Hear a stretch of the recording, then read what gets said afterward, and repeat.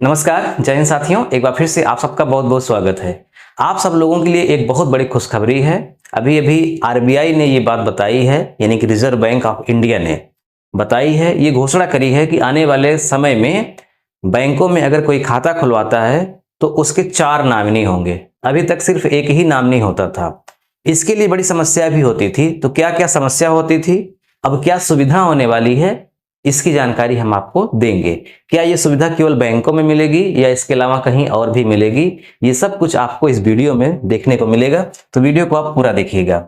गरीबों के लिए बहुत बड़ी खुशखबरी। गरीब हो, सामान्य हो, कोई भी हो, सबके लिए खुशखबरी है। लेकिन गरीबों के लिए स्पेशल इसलिए है क्योंकि अभी मैं आपको जो आगे डाटा दूंगा, जो आरबीआई ने दिया है, वो चौंकाने वाला है।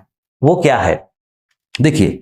आरबीआई ने ये बताया विभिन्न रिपोर्टों के आधार पर कि भारतीय बैंकों में, चाहे वो सरकारी बैंक हो चाहे प्राइवेट बैंक हो, सब आरबीआई से ही रेगुलेट होती हैं।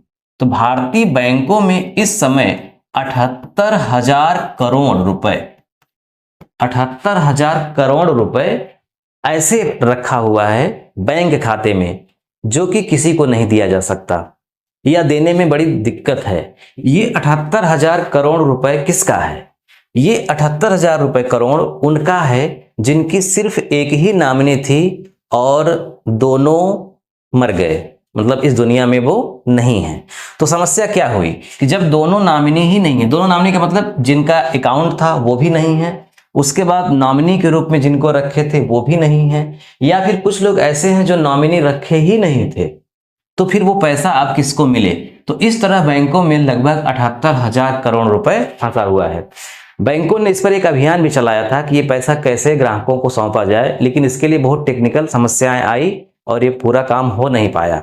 आरबीआई ने भी कई बार कहा कि इस पैसे को वापस करने की तरीके ढूंढिए, लेकिन वही कि नामिनी नहीं है तो कैसे हो, बड़ी समस्या है। तो क्या होता था अभी तक ये होता था कि जब आप बैंकों में खाता खुलवाते थे तो आपके पास जो ऑप्शन होता था फॉर्म में, एक नामिनी चुनने का होता था। नामिनी का मतलब क्या होता है? नामिनी का मतलब ये होता है कि हम जो पैसा जमा कर रहे हैं, अगर हम किसी कारण से ना रहें, यानी हमारी मृत्यु हो जाए, तो उस पैसे को कौन प्राप्त करेगा, इसका जो हम विवरण देंगे, जिसका नाम दिए रहेंगे, वही व्यक्ति वो पैसा प्राप्त करेगा। तो ये भी जो ऑप्शन था नामिनी चुनने का, ये वैकल्पिक था, यानी कि व्यक्ति चुन भी सकता है, नहीं भी चुन सकता। जो चुनेगा उसके नामिनी को मिलेगा, जो नहीं चुनेगा उसके लिए एक ही व्यक्ति जिम्मेदार है, वो स्वयं। ठीक। अब देखिए इसमें समस्या कहाँ आई?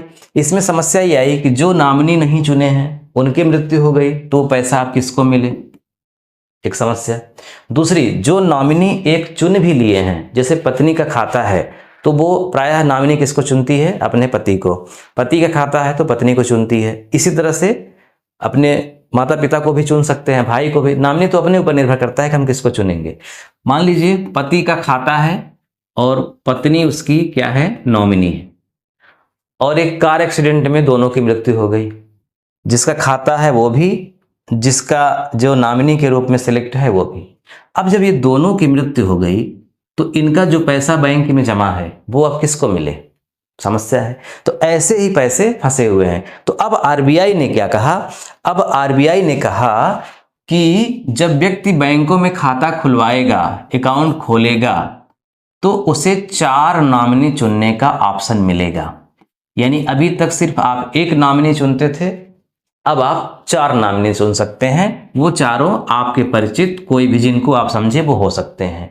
जब व्यक्ति जिनका अकाउंट है उसके न रहने पर जो चारों नॉमिनी चुने गए हैं उनमें बराबर बराबर ये राशि बांट दी जाएगी, या इनके मतलब इनकी मर्जी से किसी एक को भी दिया जा सकता है। अगर चारों आते हैं तो चारों को जो पैसा है वो बराबर बराबर दिया जाएगा।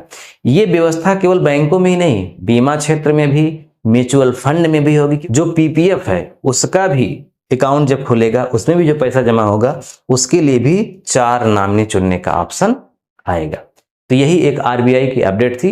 अभी लागू नहीं हुई है, लेकिन जल्द ही ये बैंकों में, अन्य जगहों पे ये लागू हो जाएगी।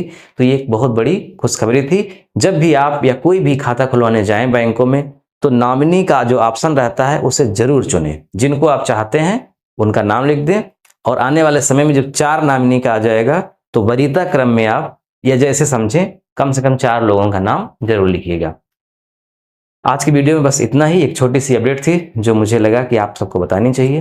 वीडियो कैसा लगा कमेंट करके आप बताइएगा। मिलते हैं नेक्स्ट वीडियो में। नमस्कार।